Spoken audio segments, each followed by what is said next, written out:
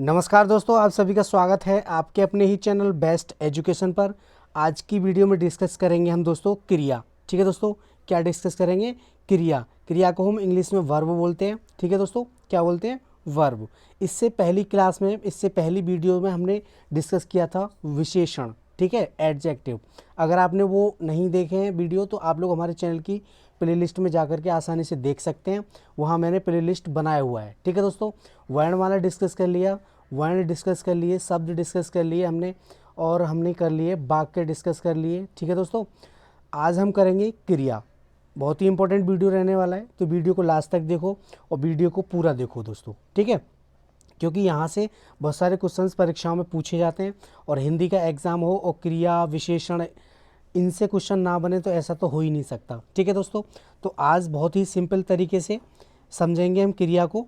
ठीक है दोस्तों, तो वीडियो को पूरा देखो। ठीक है, और वीडियो अगर अच्छा लगे तो वीडियो को लाइक और शेयर ज़रूर करें दोस्तों में। ठीक है दोस्तों, और चैनल पर नए हैं तो चैनल को सब्सक्राइब करें, बेल आइकन ज़रूर दबाएं, जिससे कि नोटिफिकेशन आपको सबसे पहले मिल सके दोस्तों। ठीक है, तो चलिए शुरू करते हैं क्रिया। ठीक है दोस्तों, क्रिया होती क्या है? ठीक है दोस्तों, क्रिया क्या होती है? जो भी हम अपने दैनिक जीवन में जो भी एक्टिविटी करते हैं, जो भी कार्य करते हैं, चलना, खाना, पीना, रहना, है ना, सोना, ये सभी क्या है हमारी? ये सभी दोस्तों क्रियाएं होती हैं। आप लोग सभी अच्छे से जानते हैं। ठीक है दोस्तों, तो क्रिया की परिभाषा देख लेते हैं यहाँ पर हम।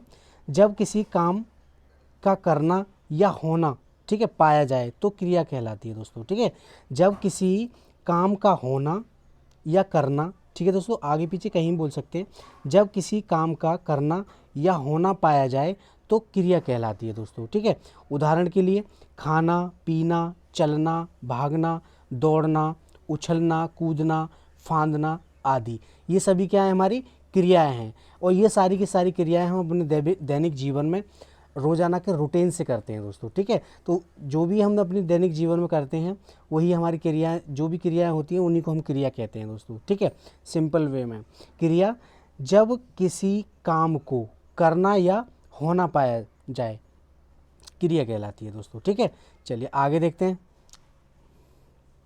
तो आई होप आपको अच्छे से समझ में आ गया होगा क्रिया क्या होती है। ठीक है दोस्तों, तो क्रिया के बाद देखेंगे अब हम धातु। धातु क्या होता है? एक तो हो गई हमारी क्रिया और एक होता है हमारा धातु। धातु इंग्लिश में इसको बोलते हैं हम रूट। क्या बोलते हैं दोस्तों? रूट। ठीक है दोस्तों, धातु। धातु क्या होता है? क्रिया के मूल रूप को धातु कहते हैं दोस्तों। ठीक है, क्रिया का जो मूल रूप होता है उसको हम धातु कहते हैं। धातु के पीछे ना लगाने से वह क्रिया बन जाती है दोस्तों। ठीक है, कोई भी क्रिया हो उसका जो मूल रूप होता है क्रिया का, उसी को हम क्या कहेंगे? धातु कहेंगे दोस्तों। ठीक है, उदाहरण के लिए जैसे हमारा चल है। चल क्या है हमारा? चल है धातु। क्या है दोस्तों? धातु। अगर इसमें हम ना जोड़ दें तो क्या हो जाएगा हमारा? चलना। और क्या बन जाएगी? क्रिया बन जाएगी दोस्तों। ठीक है, तो धातु और क्रिया में आपको अंतर समझना है यहाँ पर दोस्तों।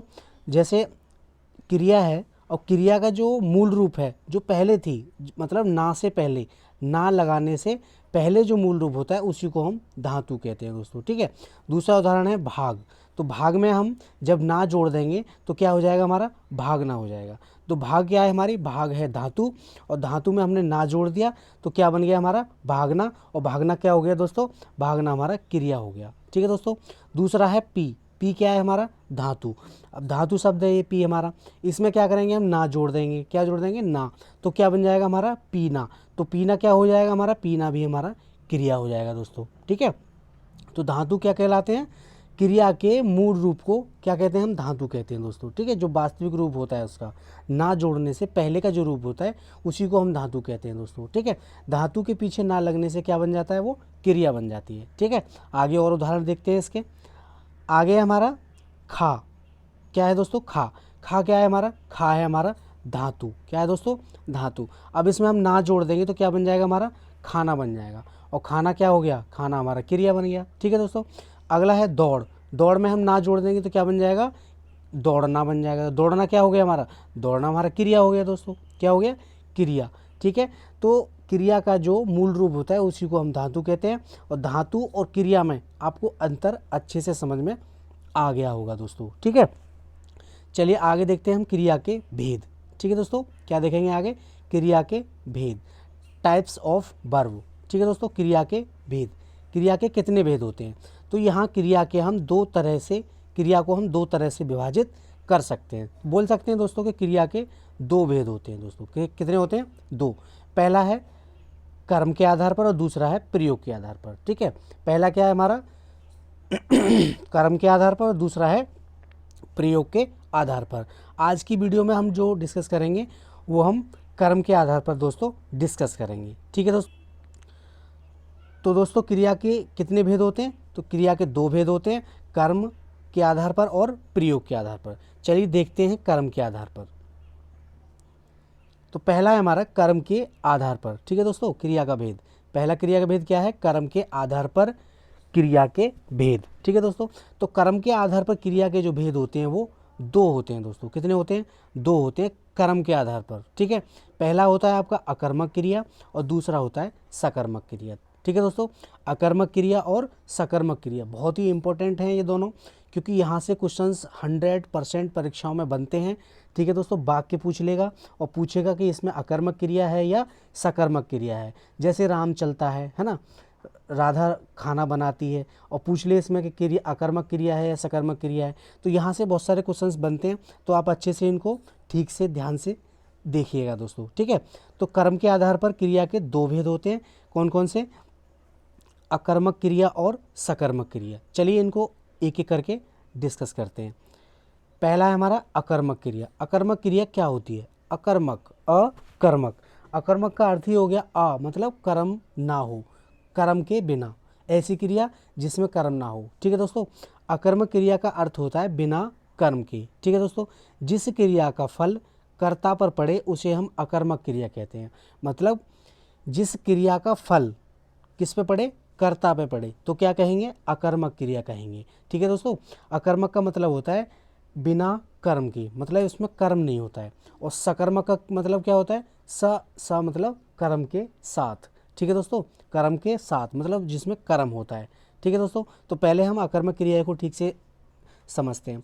अकर्मक क्रिया, अकर्मक क्रिया का अर्थ है बिना कर्म के, जिस क्रिया का फल कर्ता पर पड़े उसे हम अकर्मक क्रिया कहते हैं दोस्तों। ठीक है, जैसे राम चलता है, राम चलता है, तो यहाँ पर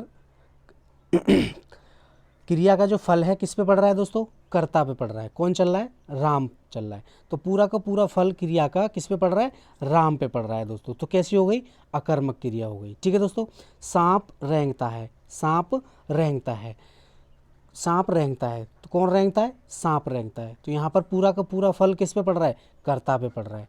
श्याम हंसता है, ठीक है दोस्तों, श्याम हंसता है, तो कौन हंस रहा है? श्याम हंस रहा है। ठीक है दोस्तों, तो पूरा का पूरा फल कहाँ पड़ रहा है? श्याम पे पड़ रहा है। ठीक है, तो कैसी हो गई तीनों में? इनमें तीनों में दोस्तों अकर्मक क्रिया होगी। ठीक है, क्या होगी? अकर्मक क्रिया होगी। अकर्मक क्रिया, जिस क्रिया का फल कर्ता पर पड़े उसे ही हम अकर्मक क्रिया कहते हैं दोस्तों। ठीक है, एक इसकी शानदार ट्रिक और है इसको पहचानने की, वो क्या है कि अगर वाक्य में क्रिया से पहले हम क्या या किसको, क्या या किसको का प्रश्न करने पर, या फिर क्रिया से पहले क्या या किसको लगाते हैं तो हमें उत्तर मिले, तो क्या होगा? हमारा सकर्मक क्रिया होगा। अगर उत्तर ना मिले तो क्या होगा? अकर्मक क्रिया होगा। ठीक है दोस्तों,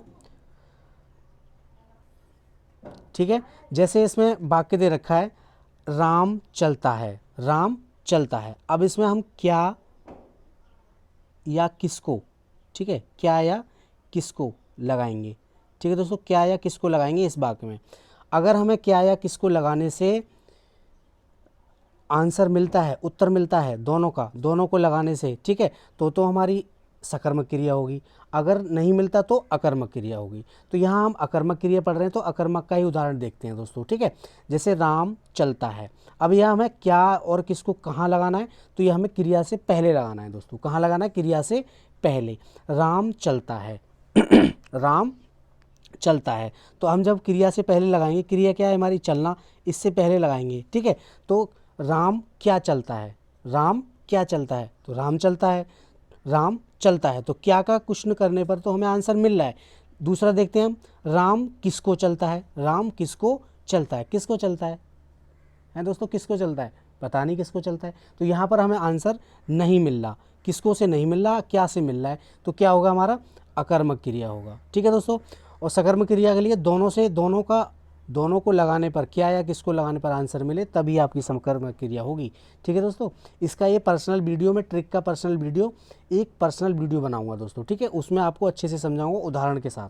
ठीक है, अभी इसमें हम ऐसे ही इनको डिस्कस कर लेते हैं। ठीक है दोस्तों, आई होप आपको समझ में आ गया होगा अकर्मक क्रिया क्या होती है। ठीक है दोस्तों, जिस क्रिया का फल कर्ता पे पड़े उसको ही हम अकर्मक क्रिया कहते हैं। चलिए आगे देखते हैं। आगे हमारा सकर्मक क्रिया। सकर्मक क्रिया क्या होती है? सकर्मक क्रिया का अर्थ होता है मतलब कर्म के साथ। ठीक है दोस्तों, किसके साथ? कर्म के साथ। सा जुड़ा हुआ है ना इसमें, सकर्मक, कर्म के साथ।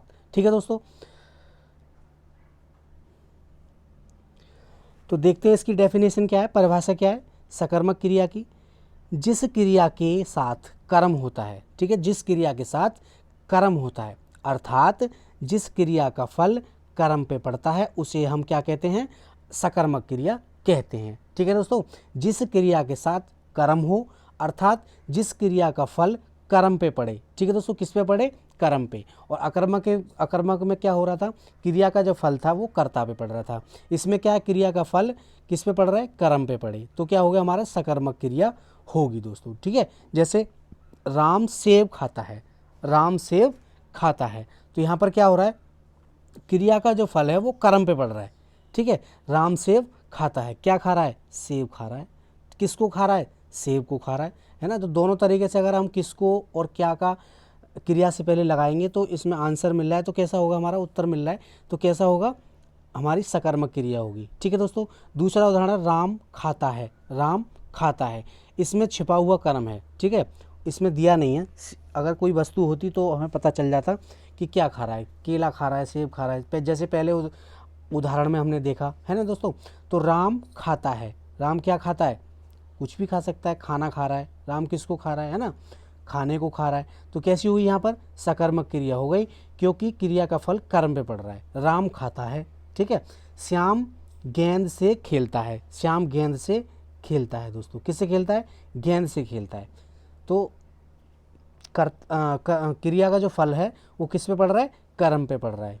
कर्म क्या है? गेंद है इसमें। ठीक है दोस्तों, श्याम गेंद से खेलता है, तो कैसा हो गया? सकर्मक क्रिया हो गया। ठीक है, अगर इसमें हम इस वाक्य में अगर हम क्या या किसको लगाते हैं तो हमें आंसर प्राप्त होगा 100%, और अकर्मक क्रिया में नहीं होगा। ठीक है दोस्तों, ये याद रखिए आप। सकर्मक में क्या और किसको लगाने पर, क्रिया से पहले क्या और किसको लगाने पर हमें आंसर प्राप्त होगा, हमें उत्तर मिलेगा, तो क्या होगा?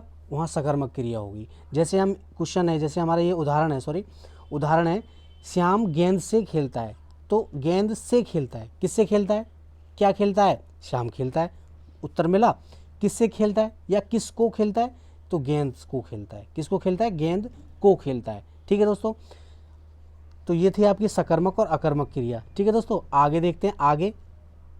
आगे हमारा सकर्मक क्रिया के भेद।